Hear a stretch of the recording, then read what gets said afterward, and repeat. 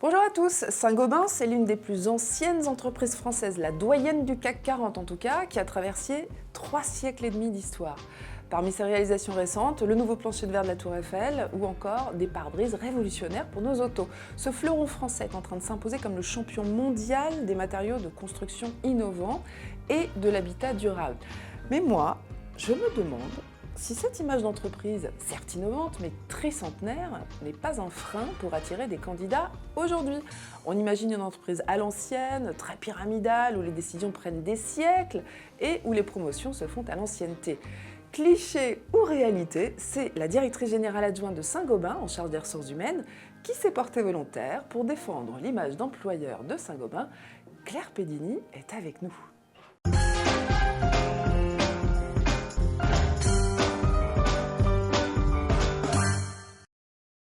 Bonjour Claire Pedini. Bonjour. Alors, je le disais, être une entreprise plus que tricentenaire, est-ce que paradoxalement, c'est pas un handicap pour attirer des talents qui ont peut-être plus envie d'entreprises agiles ? Non, pour nous, certes, 350 ans, c'est évidemment une histoire formidable, mais c'est surtout 350 raisons de croire en l'avenir, 350 raisons d'attirer des talents. Vous savez, Saint-Gobain est une des entreprises les plus innovantes au monde. C'est la 5e année que nous sommes classés par Thomson Reuters, ce qui est un classement très sérieux qui se fait sur le nombre de brevets déposés, sur les nouveaux produits que nous pouvons sortir, parmi les 100 entreprises les plus innovantes au monde. Alors on y côtoie des entreprises comme Google, comme Apple. Vous voyez, ce n'est pas un classement purement industriel, c'est tout secteur confondu. Eh bien, Saint-Gobain y figure. Donc, rentrer chez Saint-Gobain, c'est avoir accès à une dizaine de centres de recherche, à une capacité d'innovation dans des domaines très larges. Donc ça, c'est une capacité d'attraction formidable. Et est-ce qu'au COMEX, vous parlez de cette question justement de l'attractivité ? Est-ce que c'est un sujet qui intéresse les dirigeants de Saint-Gobain ? Énormément. Ils ont conscience du fait que ça peut être paradoxal, quoi. Énormément. Paradoxal, non. Nous, on le vit comme une force, comme une assise formidable qui nous permet justement de se projeter dans l'avenir. Vous savez, pour se projeter, il faut aussi avoir des racines. Et Saint-Gobain est aussi très fier de ses valeurs et de son histoire. Mais effectivement, ce qui est important, c'est d'utiliser cette force pour attirer les talents dont on a besoin. Et ça nous donne justement une possibilité de diversité de parcours, notamment, qui nous permet, je dirais, de parler à des personnes, à des talents très variés, non seulement parce qu'on est dans de nombreux pays, on est présent dans 66 pays, non seulement parce qu'on est dans des activités et dans des business assez variés, qui vont de la distribution à la fabrication de verre, aux solutions avancées dans le plastique, ou bien pour l'habitat durable, on pourra en dire un mot. Alors ça, c'est pour les activités Oui. de l'entreprise Saint-Gobain. Moi, je voudrais comprendre quelle est la différence d'employeur, côté employeur, que vous trouvez que les candidats ne connaissent pas assez. Qu'est-ce que vous offrez et que les candidats ne savent pas forcément qu'ils vont trouver chez vous ? Diversité de parcours. Je crois que c'est un point absolument essentiel. Quand on rentre chez Saint-Gobain, on rentre dans une maison qui est accueillante, pour qui le respect des personnes est essentiel, mais dans lequel on rentre vraiment pour un parcours. C'est-à-dire que vous rentrez dans un métier, dans un business ou dans un pays, et vous avez des possibilités extrêmement variées de mobilité. C'est un des axes de développement essentiels pour les personnes chez Saint-Gobain. Alors, on y va. Sur la mobilité, je peux changer de pays ? Oui. Vous avez eu combien de personnes qui ont changé de pays l'an dernier ? Par exemple, des Français qui sont partis ? Plusieurs milliers. Alors, au niveau du groupe, pour les Français, c'est un peu moins. La France, c'est un quart de Saint-Gobain. Donc, je dirais de façon assez schématique, vous prenez un quart des chiffres que je vous donne, vous tombez à peu près sur la France. D'accord. Donc, je peux changer de pays. Vous pouvez changer de pays. Je peux changer de métier aussi. Vous pouvez absolument changer de métier. On a tous les ans des gens qui, par exemple, passent de Point P, qui est notre entreprise de distribution de négoce très importante en France, à des métiers industriels comme Placo, qui est aussi une marque Saint-Gobain, ou chez Isover, ou qui vont dans le vitrage. Donc on peut changer de métier. Et on peut changer aussi de filière. C'est-à-dire que régulièrement, par exemple, on embauche beaucoup de personnes dans la recherche. Il y a des gens qui rentrent dans la recherche et puis qui évoluent dans la production et puis qui peuvent évoluer ensuite dans le marketing, alors dans un métier ou dans différents métiers. Et ça, c'est pas un rêve ? Vous avez des chiffres qui attestent les évolutions, justement, cette mobilité ? Absolument. Non, c'est pas un rêve.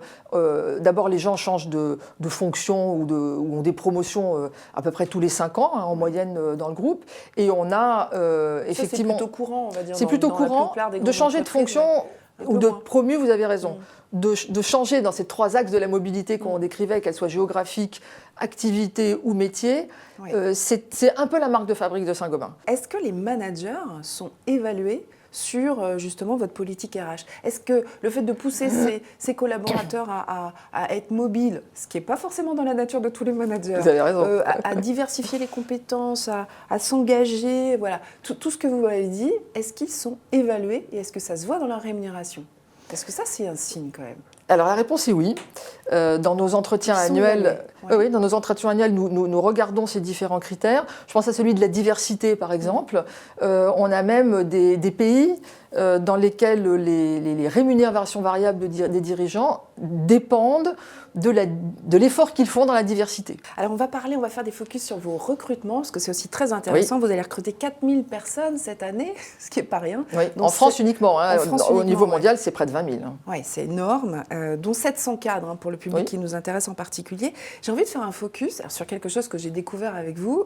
Vous recrutez, le premier métier que vous recrutez, ce sont des vendeurs. Absolument. Alors, je ne m'attendais pas du tout à ça. Moi, je pensais que vous alliez me dire plutôt des ingénieurs. En fait, non. Quel type de vendeurs vous recrutez? D'abord, vous savez, les vendeurs auxquels j'adjoins le marketing, même si ce sont deux métiers différents, mais c'est essentiellement les vendeurs, c'est plus de 40% de nos effectifs cadres dans le monde. Tous les métiers, bien que ce soit des vendeurs différents. Dans la distribution, Point P, La Paire, CDO, qui sont de la plateforme du bâtiment, qui sont des scènes qu'on connaît en France, on est directement en contact avec le client. Donc là, on comprend bien qu'il y a des vendeurs qui sont présents dans tous nos enseignes ou qui sont présents sur le terrain, qui vont voir les clients là où ils sont. Mais dans nos métiers industriels également. Oui, mais par exemple, pour vendre le plancher de la Tour Eiffel, ce fabuleux plancher de la Tour Eiffel. Oui, et on a besoin là de vendeurs. Alors là, ce sont des vendeurs des vendeurs de très haut niveau. Techniques, c'est presque du technico-commercial, c'est des vendeurs de grands projets, là pour le coup, dans le domaine du vitrage bâtiment, on a des vendeurs qui sont spécialisés dans par exemple, de vendre des façades. Quand vous vendez des façades de grands immeubles, là c'est presque des chefs de projet, mais qui ont une fonction de vente également très importante. Et c'est ça qui peut faire rêver chez vous, justement, de commencer, pourquoi pas, aux matériaux et de poursuivre sa carrière justement sur des grands projets comme ça. 700 recrutements de cadres en France. Quels sont les nouveaux métiers de cadres que vous auriez eu besoin d'intégrer récemment, qui n'existaient pas, peut-être il y a 5 ans? Alors, il y a un exemple très, j'allais dire, classique maintenant et connu, mais récent en l'occurrence, qui est le recrutement de chefs de projet dans le domaine du digital, dans les services digitaux.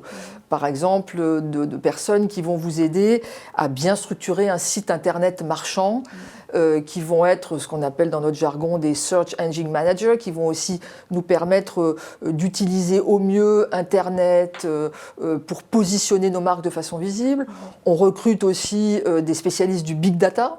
Donc là, ce sont plutôt des ingénieurs, moins des profils commerciaux. Mais vous voyez, dans le domaine de l'Internet, vous m'auriez reçu il y a 3-4 ans, on n'aurait pas du tout parlé de ces profils-là. Alors, on est dans le cœur du sujet, justement, Madame Pedini. Comment vous allez faire pour attirer des gens comme ça, qui doivent s'imaginer qu'ils vont tomber dans des structures hyper rigides?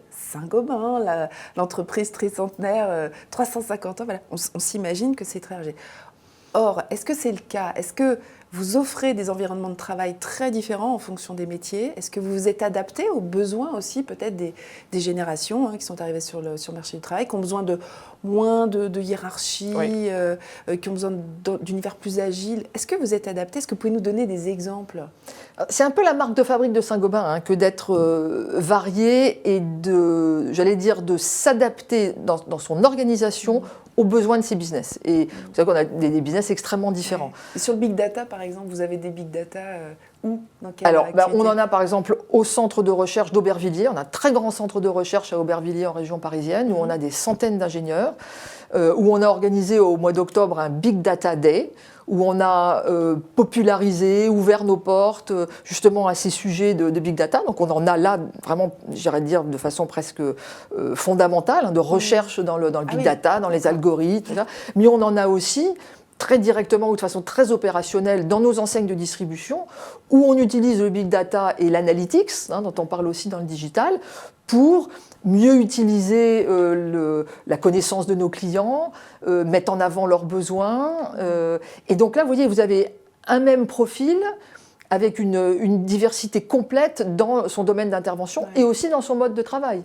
On développe de plus en plus des bureaux partagés, de la flexibilité au travail, télétravail, parce que vous avez complètement raison, les jeunes générations non seulement ont besoin, de par leur, leur culture et leur manière de vivre, d'avoir un environnement plus ouvert et plus décontracté, mais je suis convaincue d'autant plus fondamentalement que les modes de travail vont évoluer vers beaucoup plus de transversalité, beaucoup plus d'échanges, et que l'univers du lieu de travail doit s'adapter de façon extrêmement rapide pour faciliter cette communication et cette collaboration. Alors vous m'offrez une transition fabuleuse puisque Saint-Gobain est en train de construire son siège, son nouveau siège social. Absolument. Donc on a compris que, alors on ne savait pas qui est-ce qui allait le construire, finalement c'est Vinci Construction qui a décroché le marché.